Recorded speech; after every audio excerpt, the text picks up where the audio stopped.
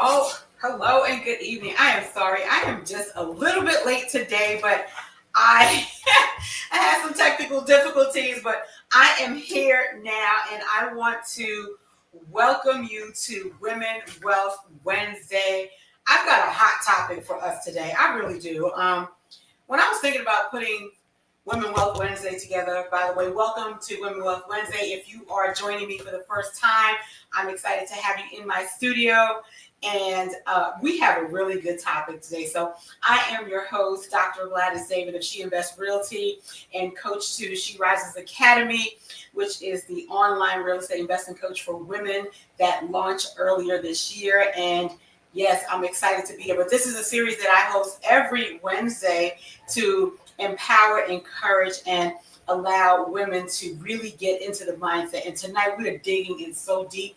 When I was putting this topic together, I was thinking of myself, the journey that I have been through and what I had done in the past when I was digging myself out of debt, but more importantly, building wealth at the same time. So if you are joining me for the first time, I want you to take some notes if you can. If not, this will be available on the replay. So you can go back on the replay. Of course, I will also be posting this onto She Rises Academy, which is my school.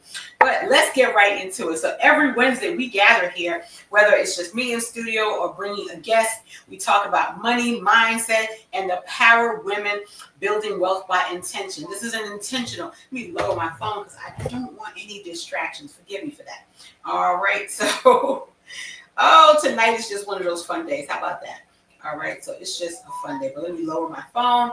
That way we don't have any distractions, just us in the studio today. But this is also posted on YouTube. It's also posted on LinkedIn as well as Facebook.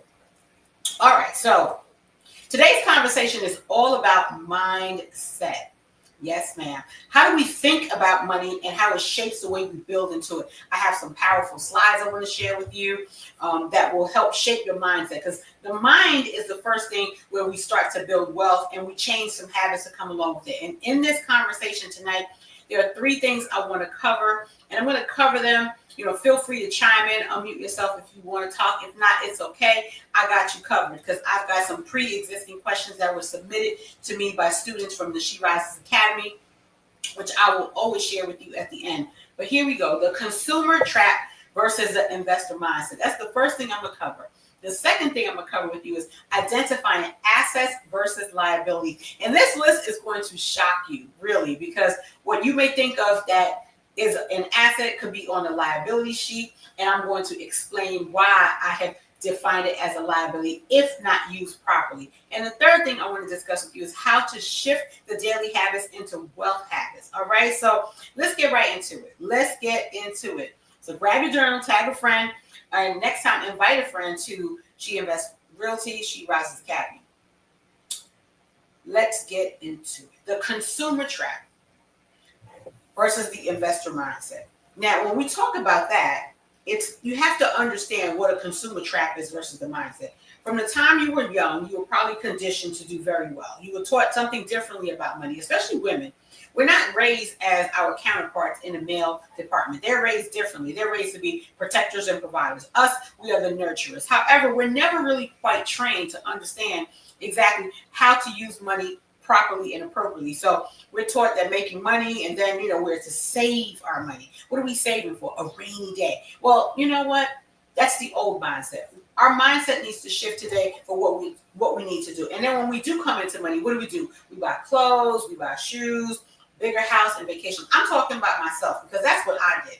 When I first got into real estate investing, it was just like, oh my goodness, as if I had never seen wealth and understood money before. But that behavior, those patterns over a period of time can cause us to absolutely do the wrong thing when we do come into chunks of money. And so, to be honest with you, that keeps the cycle of millions and millions of people stuck. It's called the consumer trap.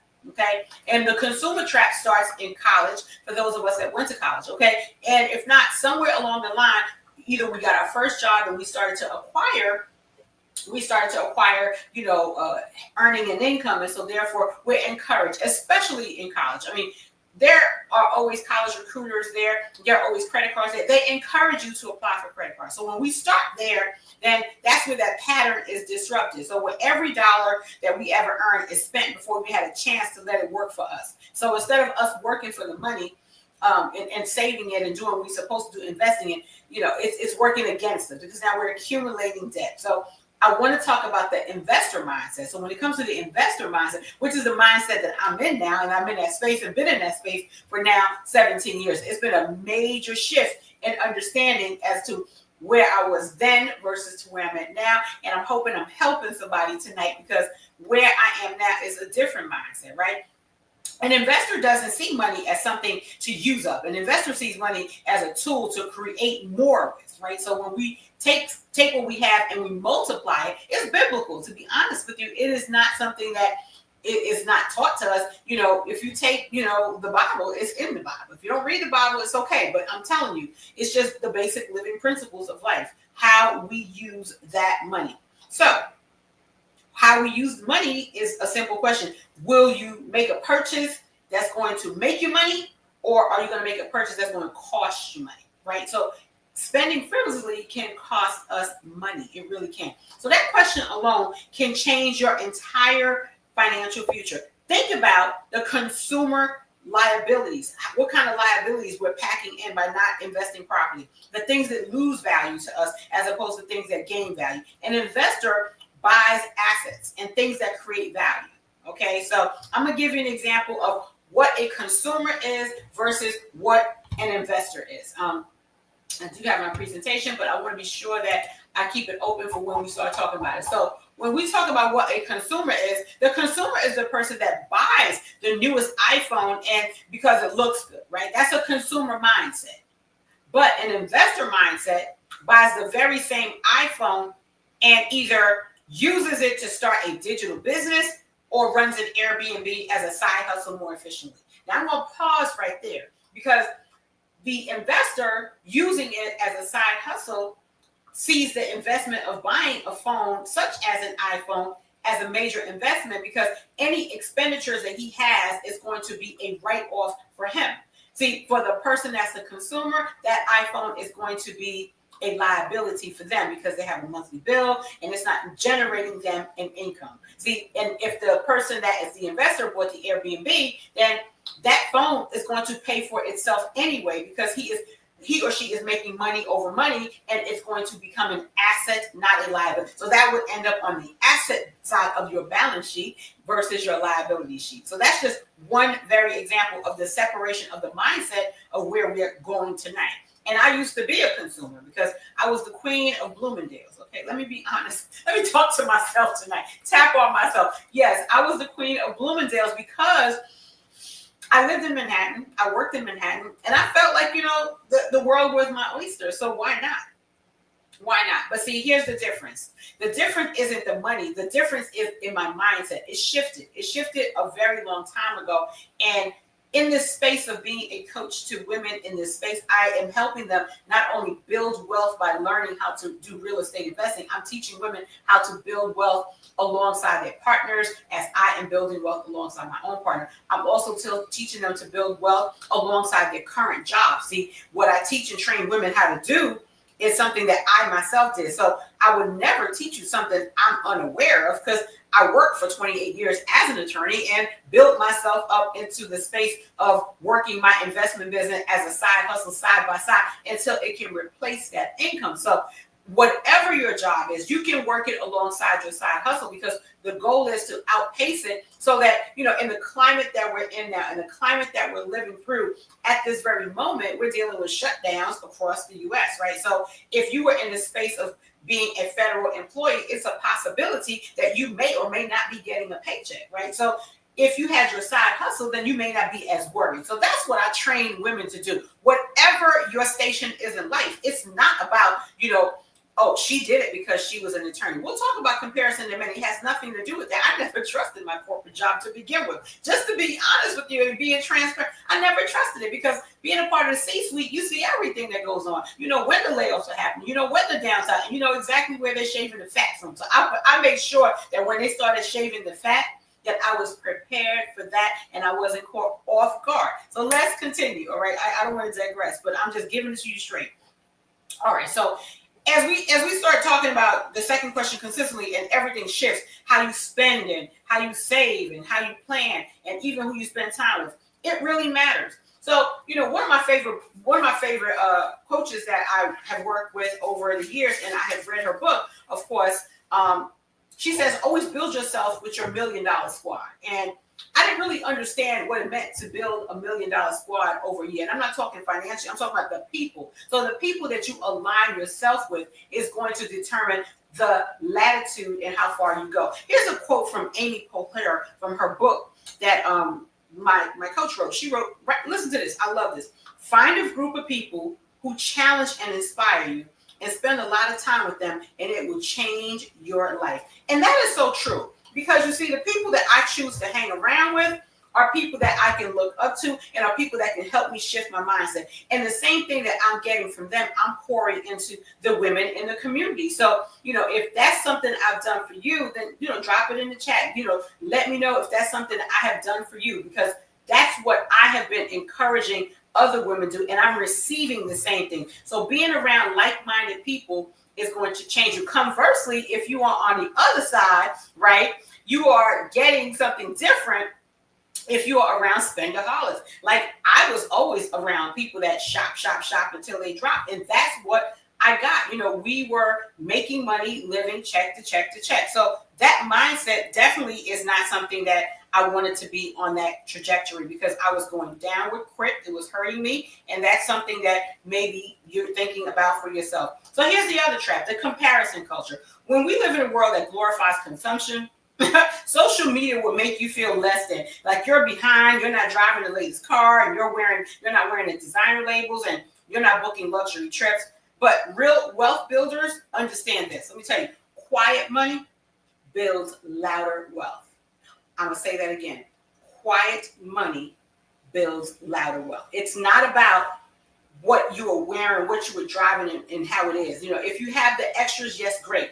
When we break down the liabilities versus the assets, you'll understand exactly where I'm coming from, because it's all about perspective. It's not that I'm saying I don't enjoy luxury things, I don't enjoy nice things, but the reality of it is there's a time and place for it, and how you use your wealth building, the tools that you're getting, is going to take you a lot further. I am not a social influencer, not by any means or any stretch, but I am a coach, and I am trying to teach you the difference between, as you are getting this wealth builder. And wealth doesn't start by waiting for chunks of money to come. Wealth starts with the mindset, which is what we are uncovering tonight. We're starting with this. So it's the money that's being invested, compounded, and reinvested that creates the freedom that you're looking for, that doesn't tie you down to your job, that you can go to your job happily knowing that you can perform that job when you are building alongside of it, that you are building something greater than your job. And that's where I want your mind to shift.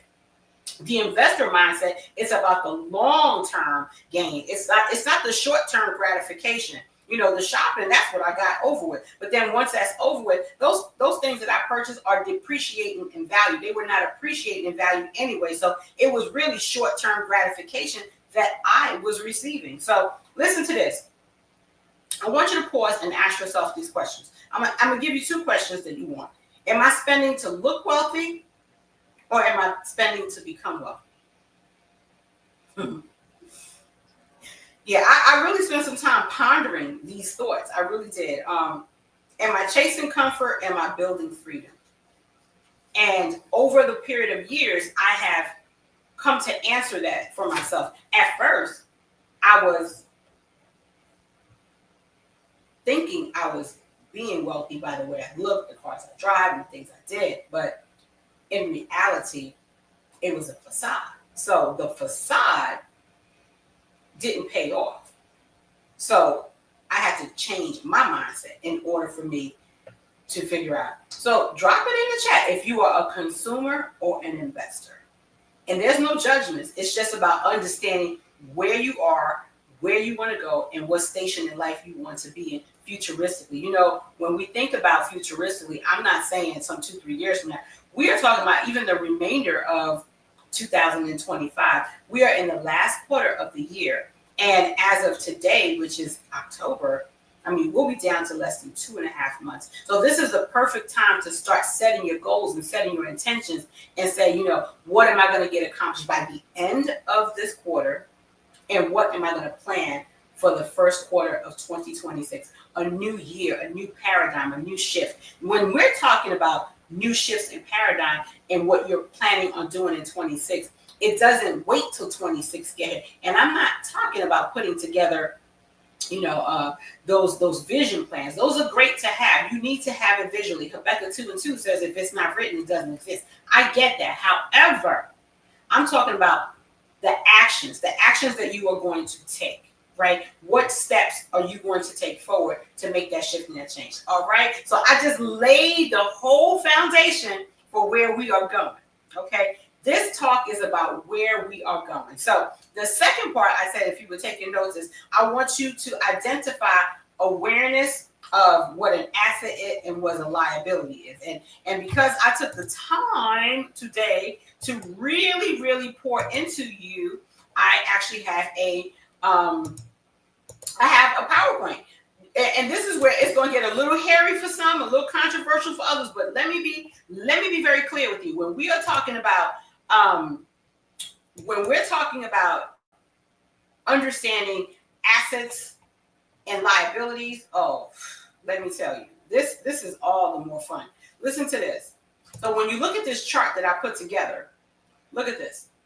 On the left-hand side, I have assets, and on the right-hand side, I have liabilities. Now, you may or may not agree with this, but I want you to allow yourself the space to understand where I'm going with this. And there are two areas where I'm going to pause, put a pin in it, and I'm going to break it down a little further for you, especially because I do coach about certain things. All right. So on the asset side, right, it puts money into your pocket.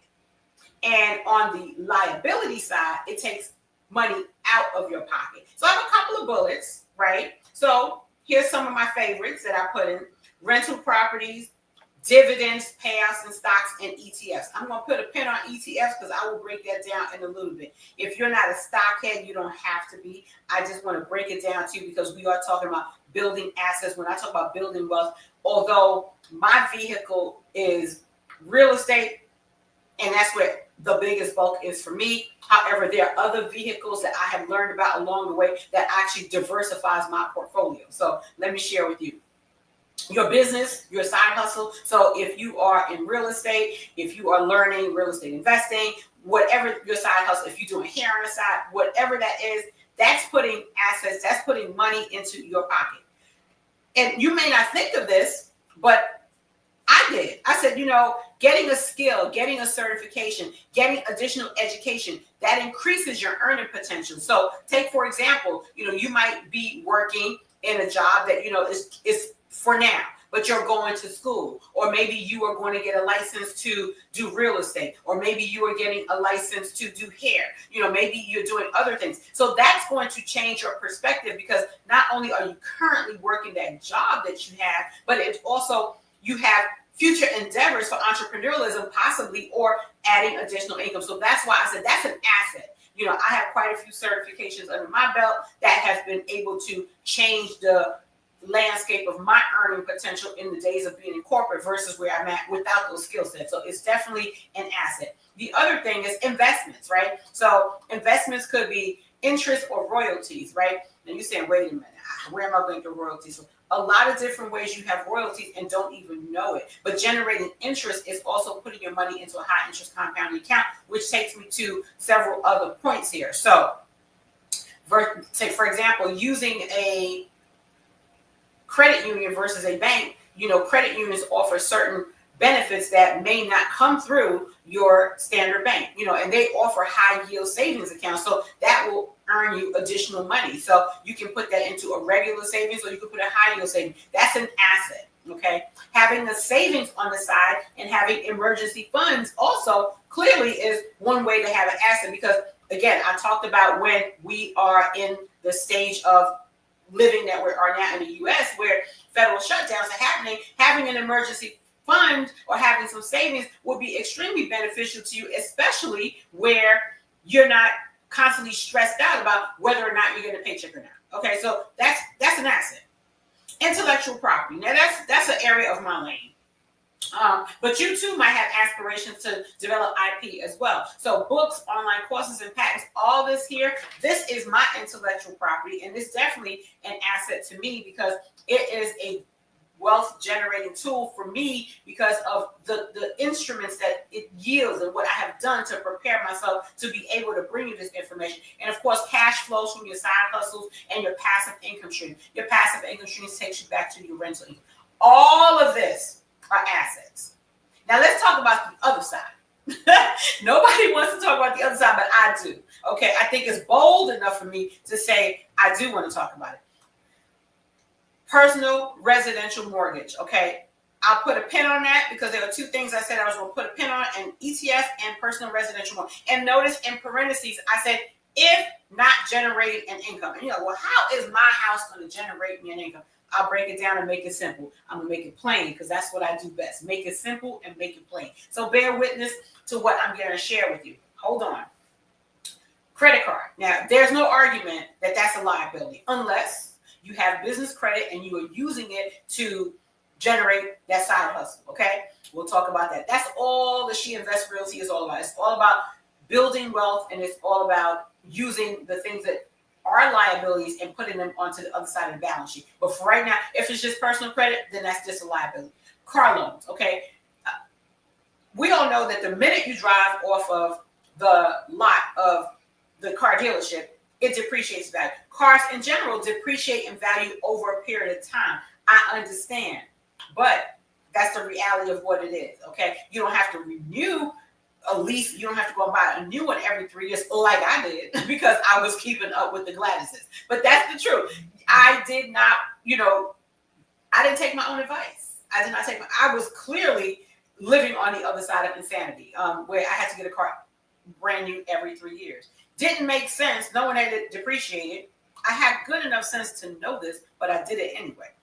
Expensive subscriptions that you don't use. Now, this might be a dying category for most, but while subscriptions for magazines and other things have changed, it's different now, right? Because we have Netflix and all these other things that we have in our toolbox now that is all electronic, and sometimes we don't even get a chance to watch it as much as we could. So you may not be benefiting from that. Okay, so designer clothes, gadgets, and luxury items. Now, don't get me wrong, I still love my designer clothes, but you know what? I've gotten smarter over a period of time, and I buy quality over quantity, and I don't need as much. I mean, really, how many shoes can I wear at the same time? Only one pair. So that's the conservativeness of who I've become, but that wasn't who I was. High interest loans. Now, this is an interesting one. Payday loans. Ooh, I could write a book on this one alone. I am not the president of it, but I tell you what, payday loans can get you into trouble. Okay, car note loans. I mean, it's all there. These are liabilities. And I'll share with you how this list came about in a few minutes. Memberships that you don't leverage, right? You unused gym memberships or either streaming services, which I touched on earlier.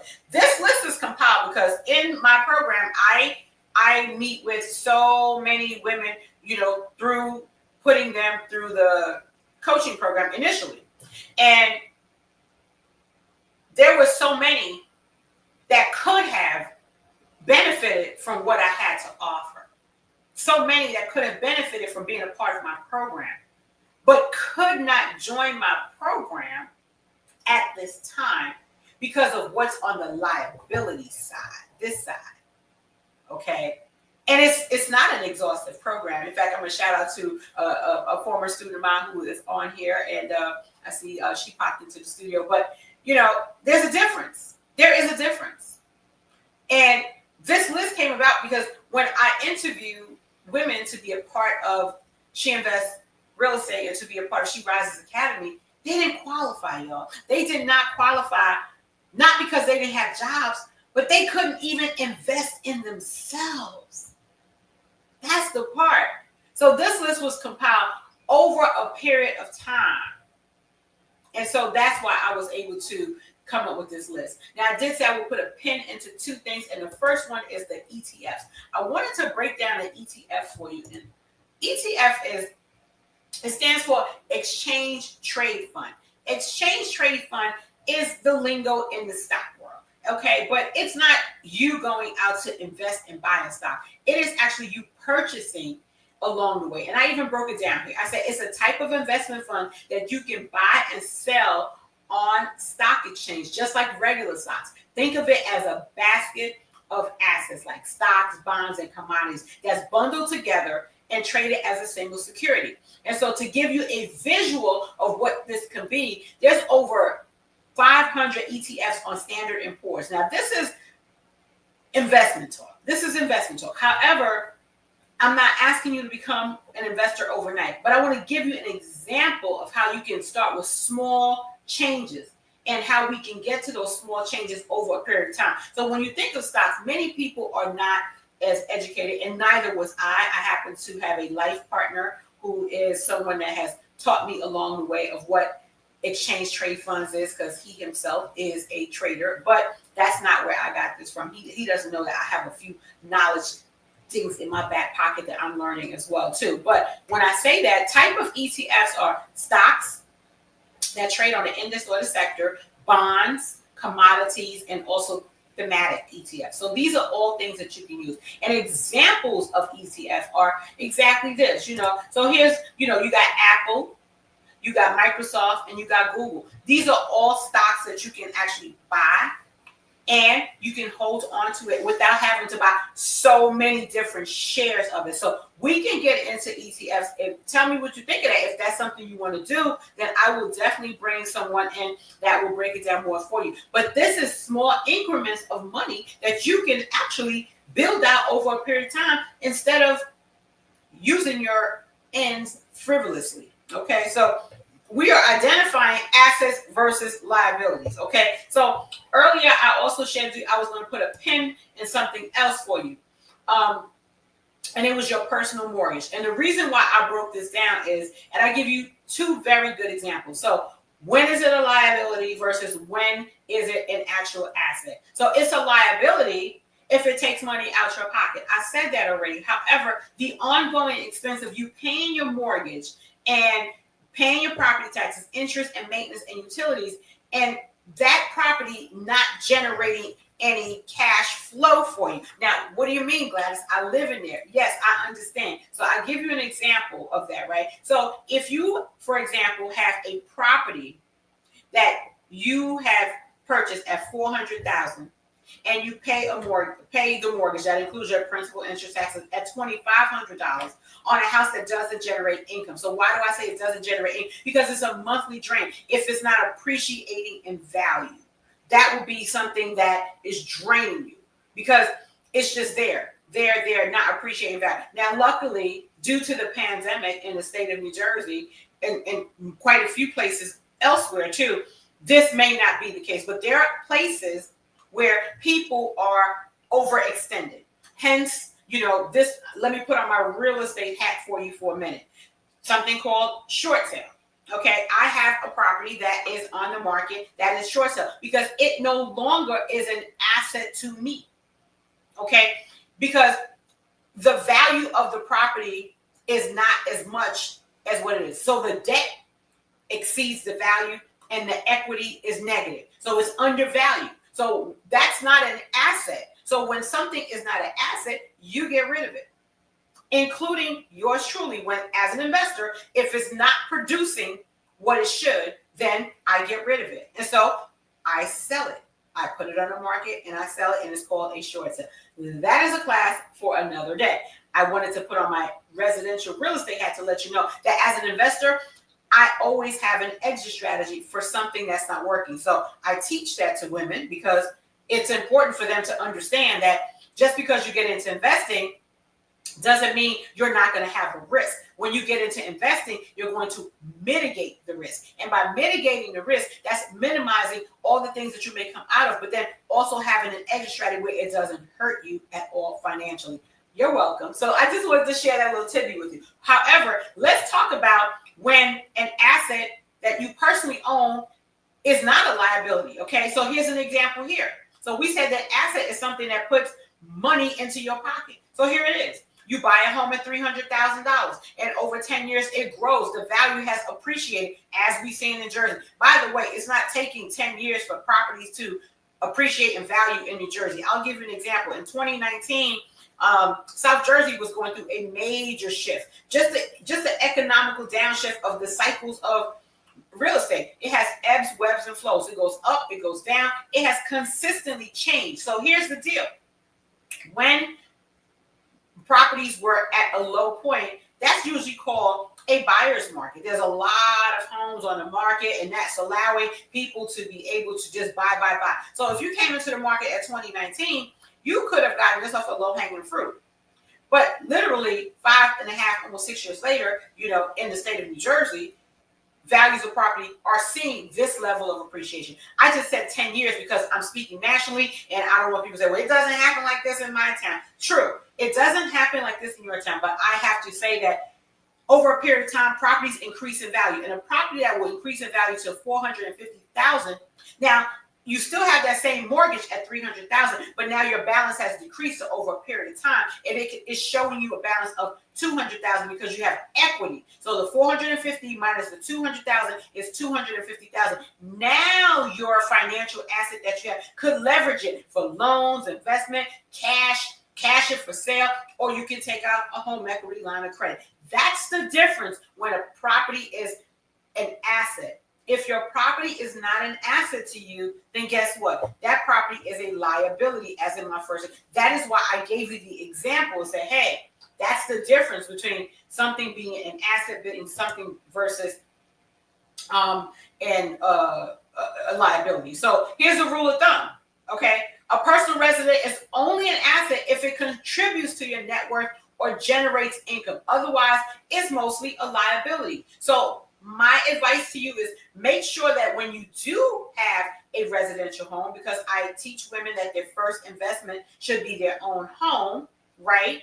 Make sure that asset is performing for you. So it goes back to making sure that, you buy in a, class A neighborhood, class B neighborhood, in a community that's going to appreciate over a period of time. Make sure that it is in an emerging market where things are developing, things are going. I always tell people that because you want to buy at a certain point, and then over a period of time, a year or two, you may refinance it and say, oh, I got a lower interest rate, but now my property is also valued at a higher rate than where it is when I first bought it. So now that property has appreciated over the period of time. So I just wanted to share that because it really makes a difference, and having a visual is extremely important for you to understand that it's not about, oh, well, I own my own home, so it automatically. No, it automatically is not an asset if it's not appreciating in value. So that is something that you want to be able to make sure that you understand, that your asset is something that needs to get to that level. Let me stop sharing. Okay, so with that being said, we want to be able to understand the wealthy habits that's going to get us into assets versus liabilities, right? So here's a little mini exercise I have. And I love mini exercises because they are worth doing. And ask yourself these questions, right? Don't just think that I'm putting it out there. Ask yourself these questions. All right. So ask yourself this question. Does this put money in my pocket, or does it take money out of my pocket? So if it doesn't put money in your pocket, put that on the asset side. So the exercise that we'll do a little bit into this is, I'll leave this as a homework assignment with you, but it's something that you may want to do, because I did it and I wouldn't say surprised because I know who I've become, but it was interesting. So this week, I want you to take out your bank statement. They still have them online. You can print them. Take out your bank statement. And I want you to highlight every line item in green that helps you grow wealth. And I want you to put it in red, like use a red marker if it drains you. Then that's going to give you the visual that you need, your financial habits in color, red versus green. I love working with colors because you're going to understand. And then you want to say, am I adding to my asset column, or am I adding to my liability column? So that question is something that you want to be able to analyze and say, okay, which way is this going for me? Okay, it's an exercise that it's not fun, but it's good to see where you are spending. So if you have more red across that, it's time for us to change our habits. If you have more green, then you're doing good. And how can we shift that green into something that can produce you more? Because remember, an investor is always thinking of how they're going to grow their wealth and let their money work for them as opposed to them working for their money.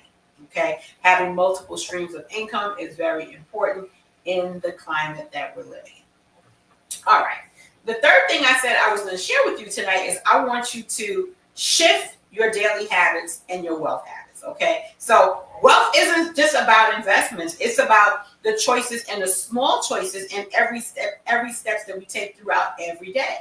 All right, so the small choices that you make are also the reason why you could be financially stuck to not where you want to be. So everything matters. So I did this little exercise and I found it to be very interesting of identifying my spending habits that are either buying on impulse or either ignoring my savings or building my wealth habits that became automatic savings over investing and tracking time. So check this out. When I say start small, I'm not saying go out on Standard & Poor's tomorrow and buy yourself a Microsoft stock because I don't know what the trade is for today and what the actual day rate is. But if you just start small, the example I came up was with when I commuted to Manhattan 5 days a week, instead of making my coffee at home, I would buy my $5 coffee.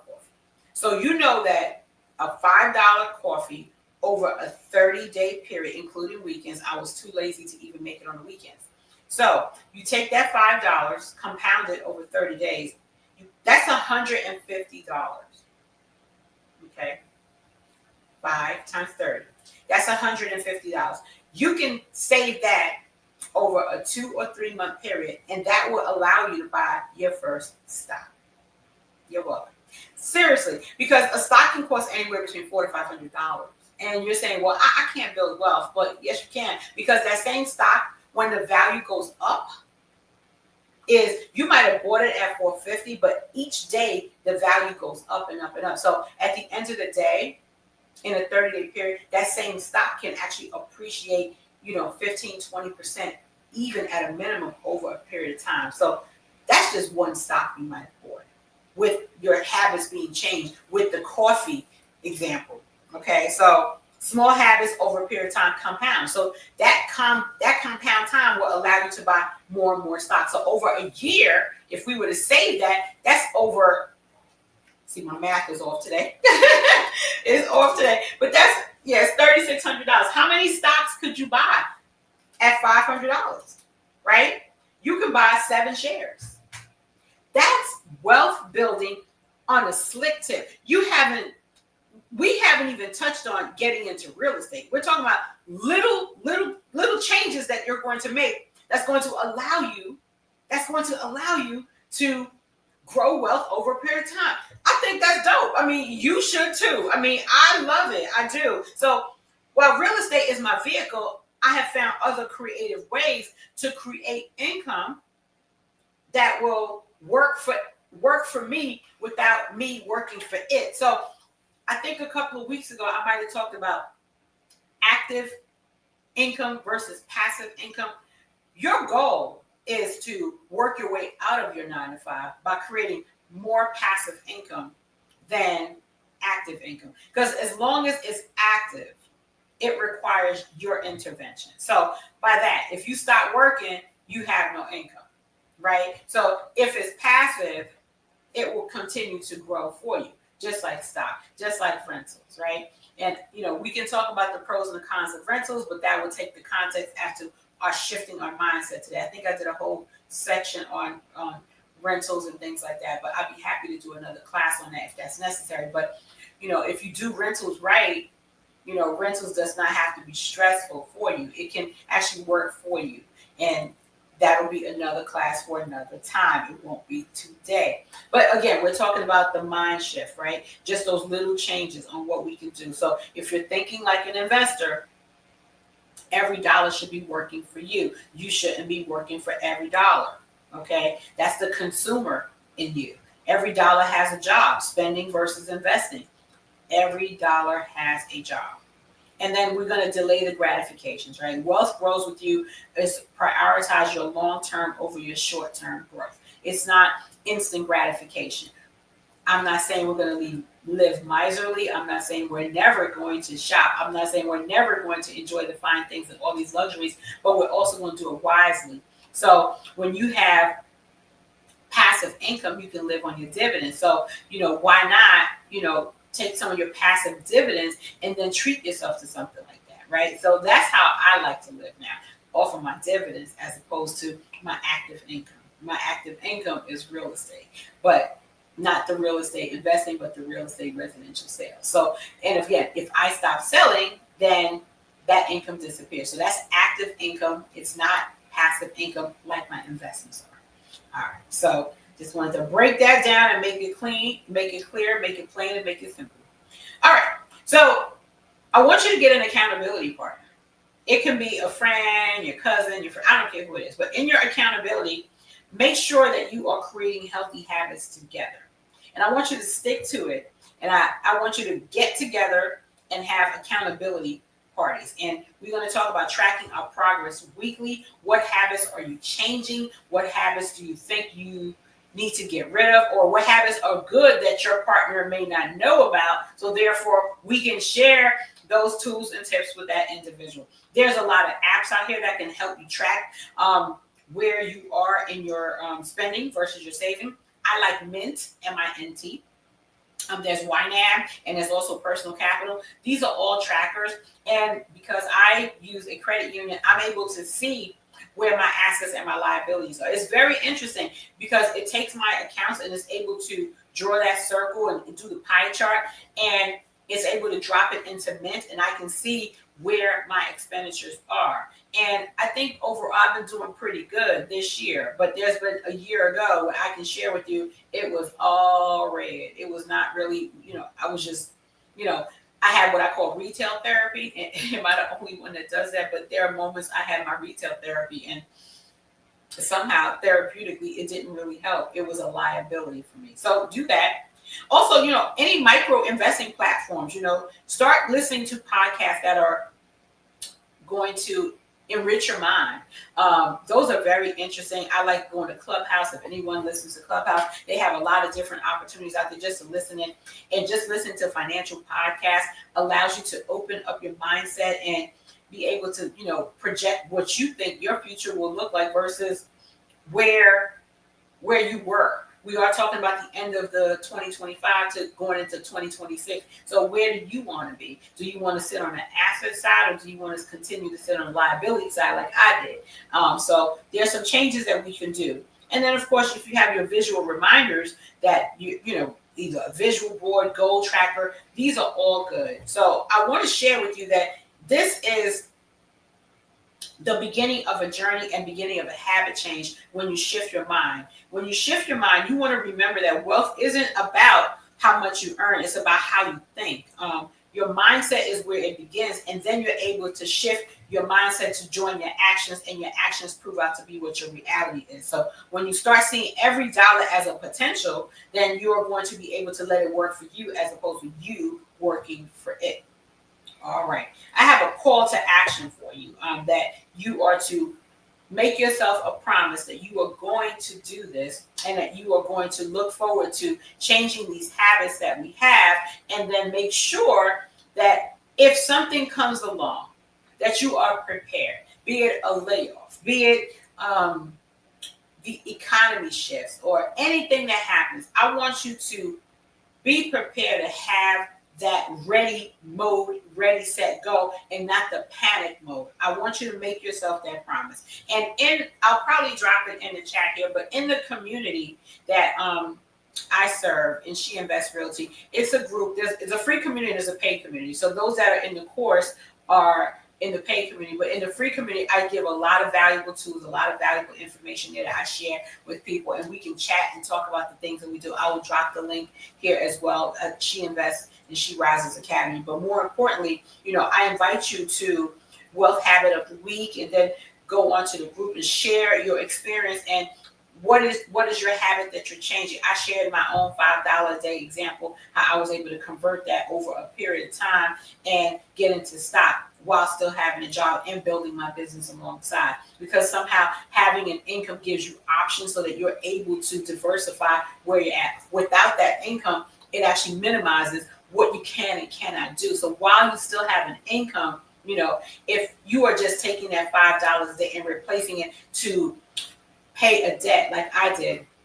I'll give you an example. When I was in college, I had accumulated quite a bit of debt, and I learned this strategy. So I took the smallest bill and I paid it off. And instead of, rejoicing and celebrating that I paid that debt off, I took the same amount of money that it took me to pay off that debt because I have more money now. So I recycled that amount into the next small bill and the next small bill. And over a period of 18 months, I was able to clear $63,000 in debt.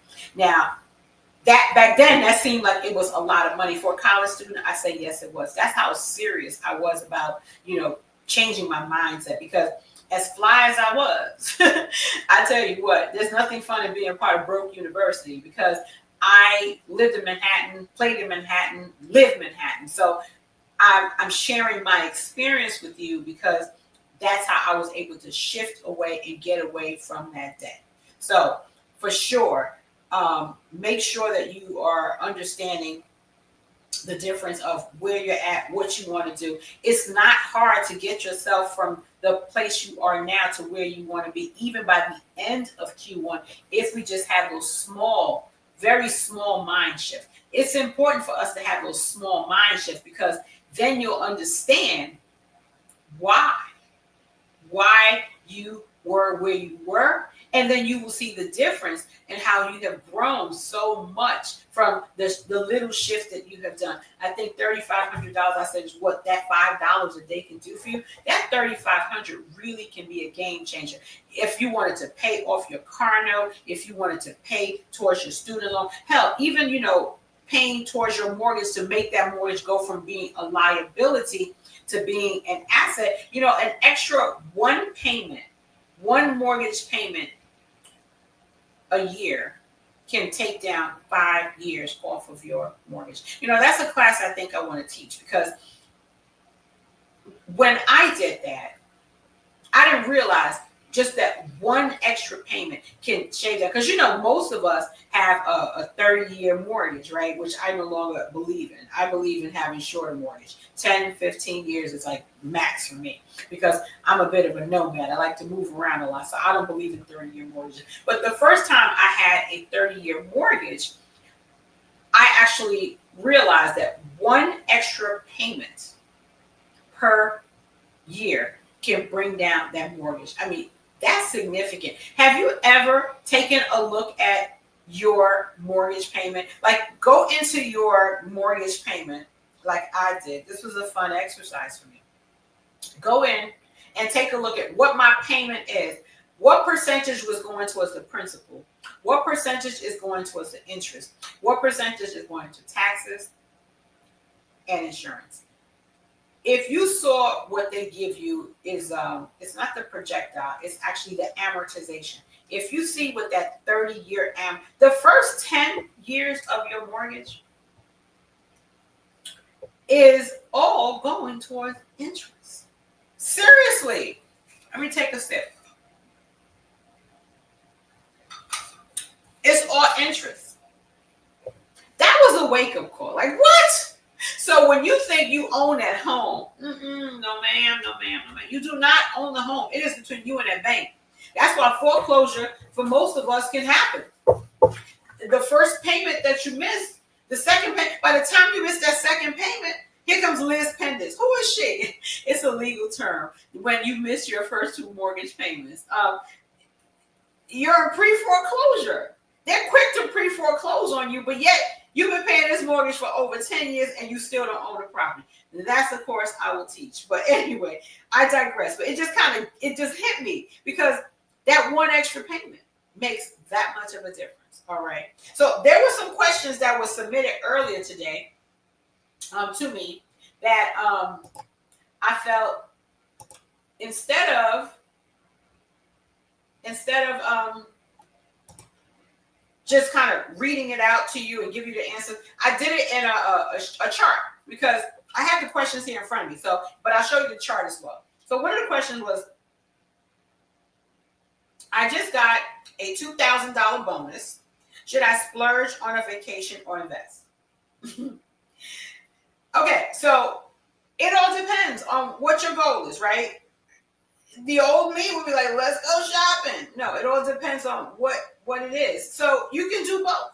You can actually do both. You may want to consider one of the stocks that I told you about, because it's not enough for you to do one of the strategies in real estate investing that I teach. However, you can take some of the money, for example, and put it into a REIT. I think I taught about REITs 2 weeks ago. Real Estate Investment Trust. I love REITs. You know, Vornado Trust Realty is a REIT. They were a small little company that started out in Manhattan. It was 4 or 5 of them. And a REIT is a real estate investment trust that you can invest into. Okay. You invest into. You buy a portion, your portion. So REITs can be shopping centers, shopping malls, strip malls. I mean, I think I did a whole session on that, but you can take some of that money, that $2,000, and buy into a REIT, and you will get dividends, double digits, interest on that over a period of time. And so that's a way to enter into real estate investing without ever picking up a hammer, without ever picking up a contract, without, so REITs are quite interesting. And with $2,000, I wouldn't take all $2,000, right? This question that was submitted to me. However, I would take some of it.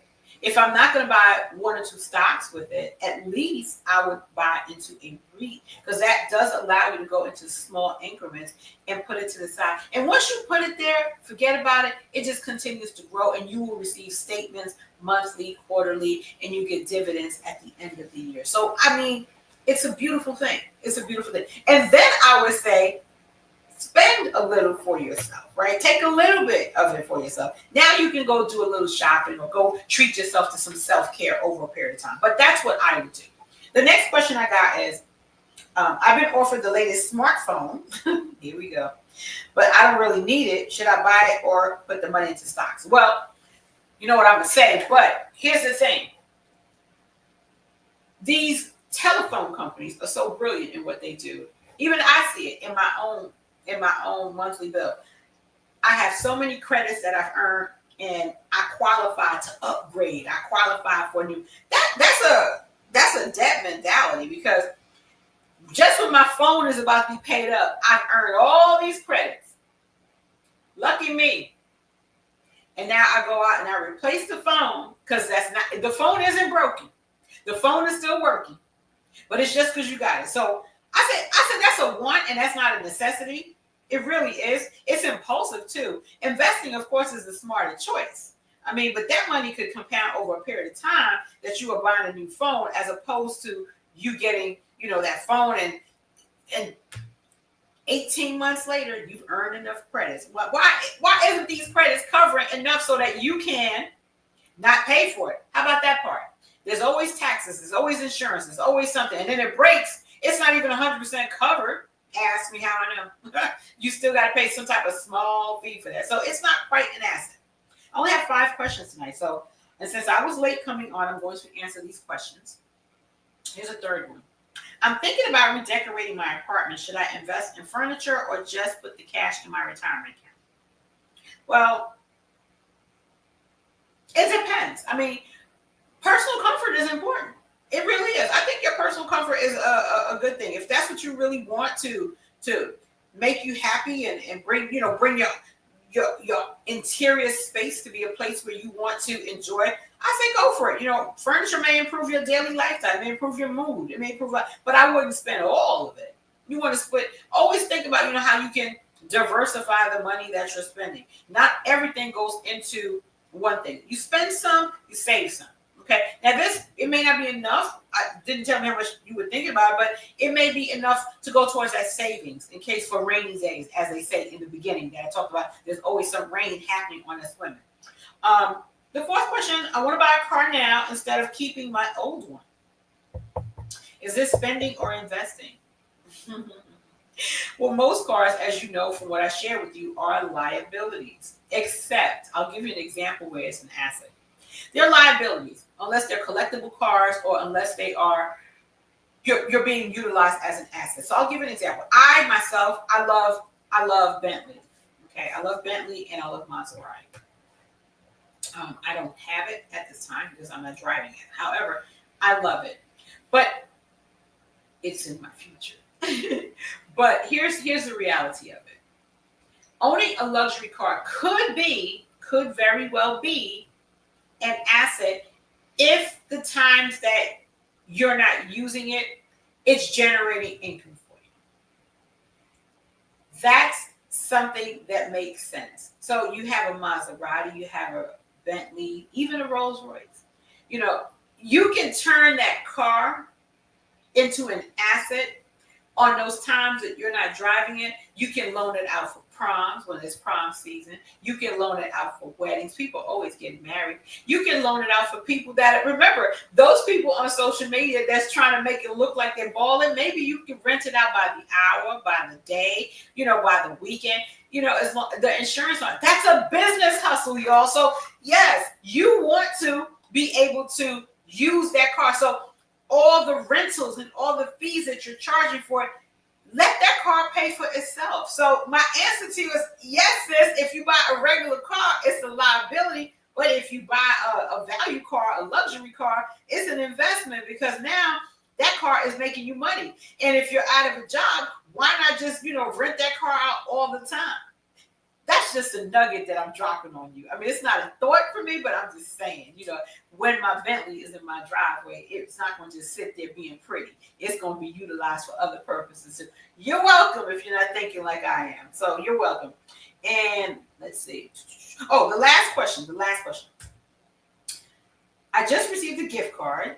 Should I use it for shopping or invest the equivalent amount? It depends on the amount of the gift card. Because some gift cards, when I was in corporate, I used to get gift cards that were well over $1,000, $3,000, $4,000, $5,000. To me, that was cashable income that I did not need to be using, and I went and bought some stocks for that.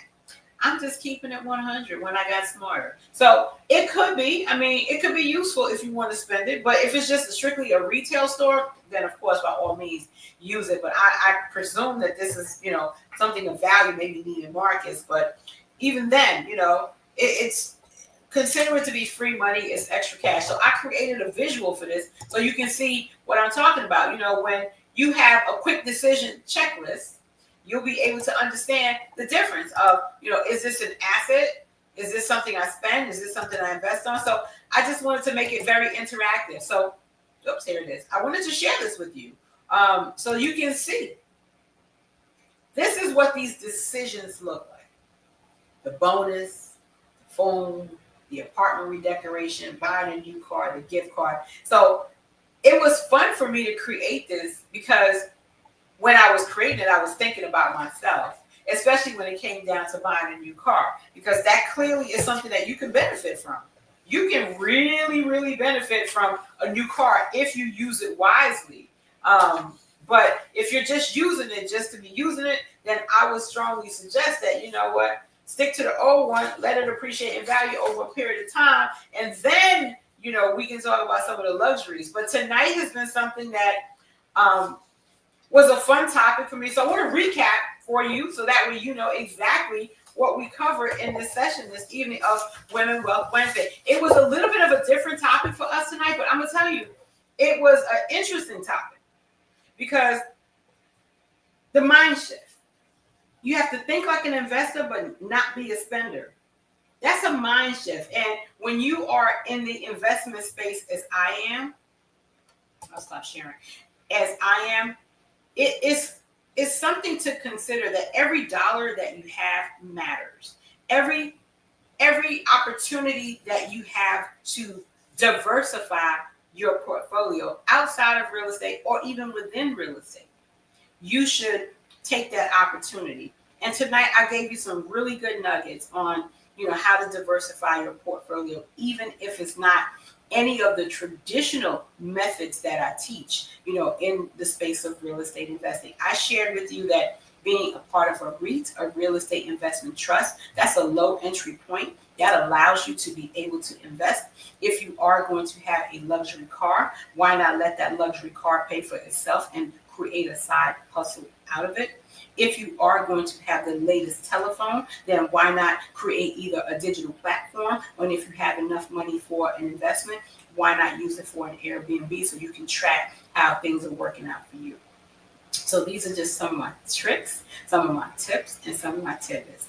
I look forward to spending next Wednesday with you again from 7 p.m. to 8 p.m. And of course, if you have not become part of the community, I encourage you to become a part of She Rises Academy. It is on school. We are growing in the non-paid space as well as that. And of course, I would be remiss to share that, if any of my students watch the replay, that of course we are entering week 5 or week 6. It's just going so quickly. They are halfway in and they are ready to execute their strategies. And we will be bringing in a special guest to help them on their wealth building journey. So I look forward to the class tomorrow as well. But I'll be back here next Wednesday for Women Wealth Wednesday. And I am your host, Dr. Gladys David from She Invest Realty.